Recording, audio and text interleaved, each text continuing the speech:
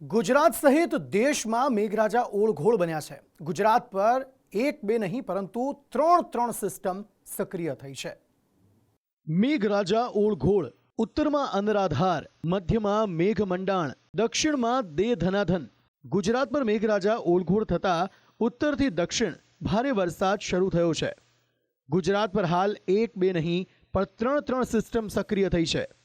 Low pressure, monsoon trough और shear zone जेवी त्रण सिस्टम सक्रिय थता गुजरात में अति भारे वरसाद शरू थयो छे। हाल राज्य में ज्यां जुओ त्यां जळबंबाकारना दृश्यो सामे आवी रह्या छे। नजर पड़े त्यां पाणी ज पाणी देखाई रह्युं छे। गुजरातना हवामान विभाग अने हवामान शास्त्रीओए मेघ तांडवनी आगाही करी छे। राज्यना हवामान विभागे भारे वरसादने लईने કેટલાક ભાગોમાં વરસાદનું રેડ એલર્ટ આપ્યું છે।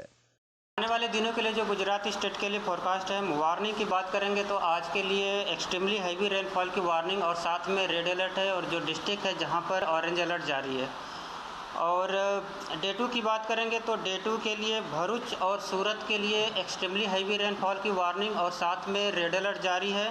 और इसके अलावा जो डिस्ट्रिक्ट है गुजरात अलर्ट जारी है।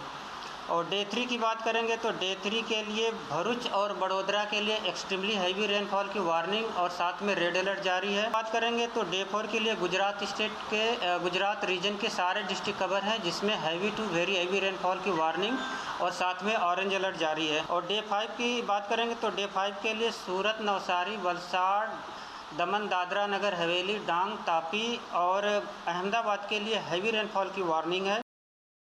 हवामान शास्त्री अंबालाल पटेले भारेथी अतिभारे वरसादने लईने पूरनी शक्यता पण व्यक्त करी। 2 થી 10 इंच सुधीनो वरसाद थता नदीओमां पूर आवी शके छे।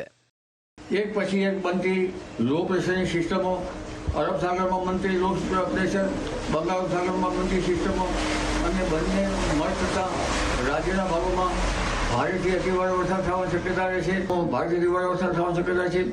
2 इंचथी लईने કેટલાક ભાગમાં लगभग 3 इंच 4 इंच અને કોઈ પણ ભાગમાં 6 इंच તો કેટલાક ભાગમાં 10 इंच જેવો વરસાદ થવાની શક્યતા છે।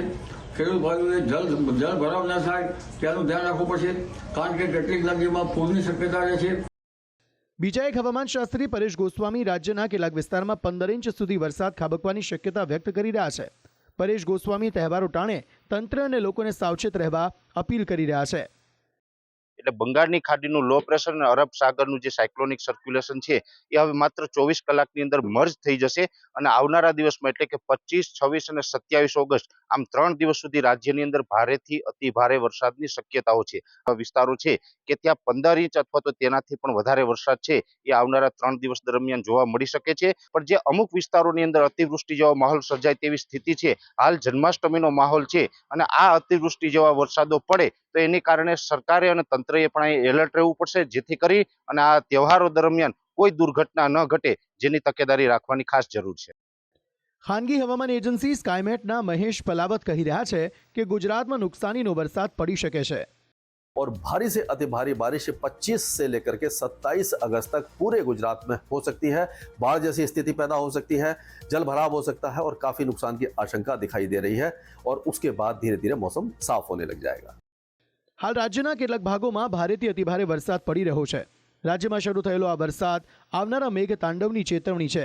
આકાશમાં બંધાતા કાળા ડિબાંગ વાદળો મુશ્કેલીની જેમ નાગરિકોના માથે ઘેરાવા લાગ્યા છે, ત્યારે આ આગાહીઓને નકારી શકાય નહીં।